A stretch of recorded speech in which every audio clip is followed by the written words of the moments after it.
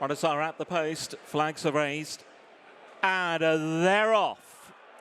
They're racing away for the 2025 Betfair Tingle Creek Chase at Grade 1 level over the near 2-mile journey. Racing down towards the first of 13. Cheap piece first time, Jonbon landed in front over jump number 1. From Loaded Suit, he settles down in second place. Etait Temps is back in third in the yellow silks. And then Boot Hill. And last early on, Liberty Hunter at the open ditch. Jonbon fiddled his way over. He landed with a small lead from near side Loaded Suit, who won the Henry VIII on the card last year. Winner of the Slayer Chase last time, Etait Temps, who won the celebration here back in April when beating Jonbon. His third going by for the circuit to go. Liberty Hunter towards the inside of Boot Hill are sharing last place as they rise the hill for the first occasion. So Jonbon trying to win his third at Tingle Creek. 10-time previous Grade 1 winner. He'll be in front at the right-handed corner to take him down towards fence number 3.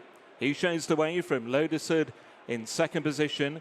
Etait Temps is 6 out of 8 over fences so far. He's back in third.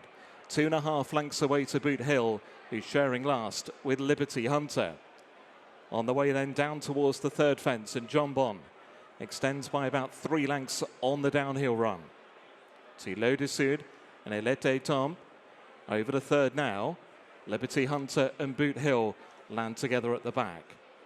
They turn the right-hander then to head down the far side for those 7 fences. Jonbon by 2 lengths to in second Loaded Suit. Etait Temps is back in third. Then Boot Hill and Liberty Hunter all jump well over fence number 4.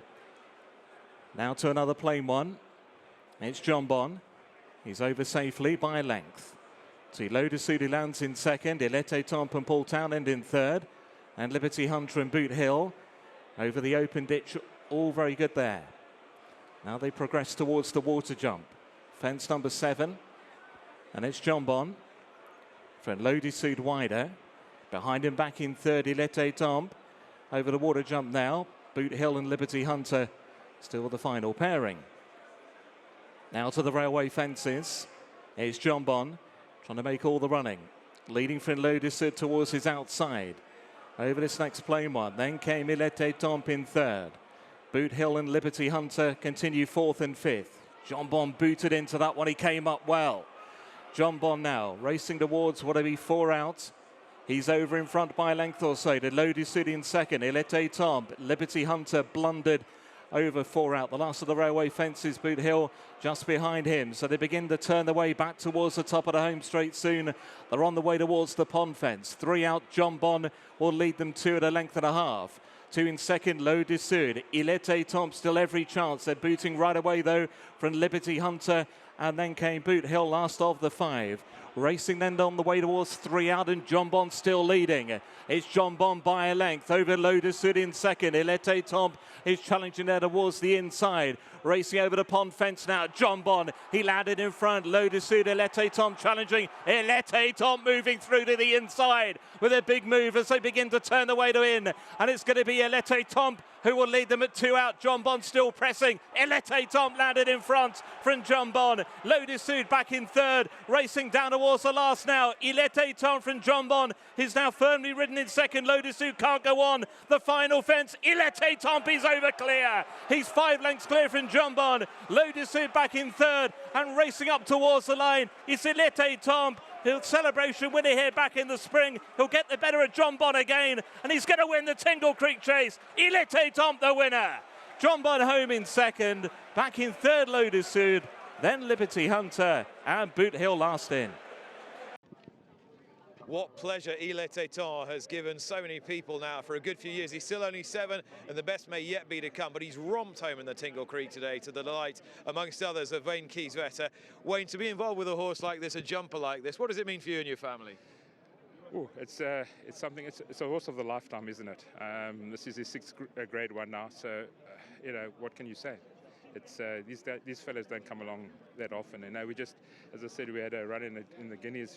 She ran second, you know, and but this is the Guineas back at home in South Africa. No, this is for us. Is really, that's why we're here. We're not at the Guineas back home. Yes, and no, it's a once in a lifetime for us. And you know, myself, Owen, the team, just love this horse. You know, he's small and he's just like, you know, but he walks around, but he's actually maturing and you know, becoming better and better, which is nice to see. He's small, but he's economical. He's also brave where it matters. Tell us how you all came together to own this horse. Well, jumps was my youngest son's. He wanted to get us into jumps, and we bought a few mares, which, lucky enough, I also won a few grade ones along the way. And you know, we spoke to Willie and said, well, let's look for a nice gelding, and we found this boy in France. And he wasn't the best hurdler, to be fair. He used to crash through the jumps more than jump them. And he was a bit headstrong when he was early, wasn't he? But Willie said, no, we'll stick him in front of the jumps. It'll teach him to settle down, and he was exactly right. And then, you know, I got my friend Owen to join in with us, and, you know, the rest of the team. And we just had some fun with them on going forward. So, you know, that's how it came together. Nothing special. We just decided to have a few more jumpers. And I made the point when they crossed the line that so often in his career, and quite often against much vaunted stable companions, he's rather been the giant slayer. How does it feel to come into this race and to win this race and to now be the giant of the division? Yeah, I tell you, that's. I mean, he ran. You know, you can't take it from Jonbon. Has been a champion in his own right, and to come and do that, it's really stellar for us. But you know, we don't see ourselves as giant slayers. You know, we just see ourselves as guys that are running, and hopefully we can get there, you know. So the wheels will turn one day, you know, as you know, the worm always turns and somebody else will come and beat us, and you know, that's how it goes, and good luck to them. So we'll enjoy it while we can.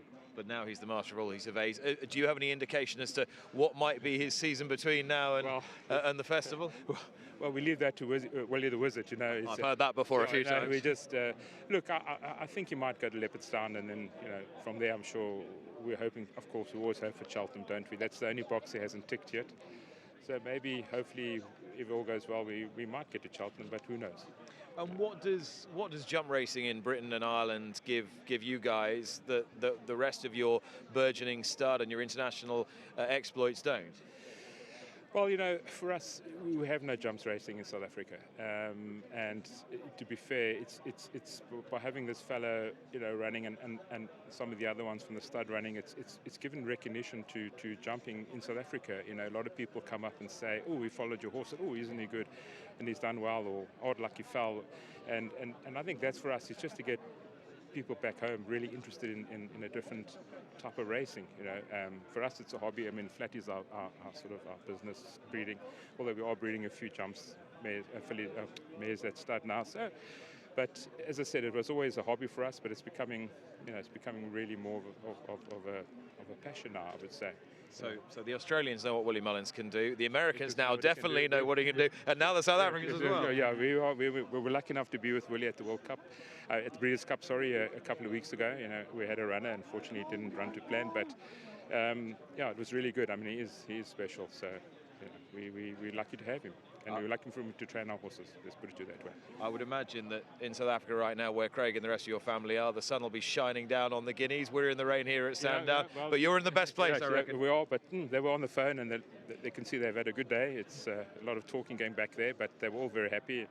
And yeah, that's all we can say. You know, it's just a great day for us, really. Wayne, congratulations. Yeah, thank you very much. Thanks. Watch live racing now on racingtv.com.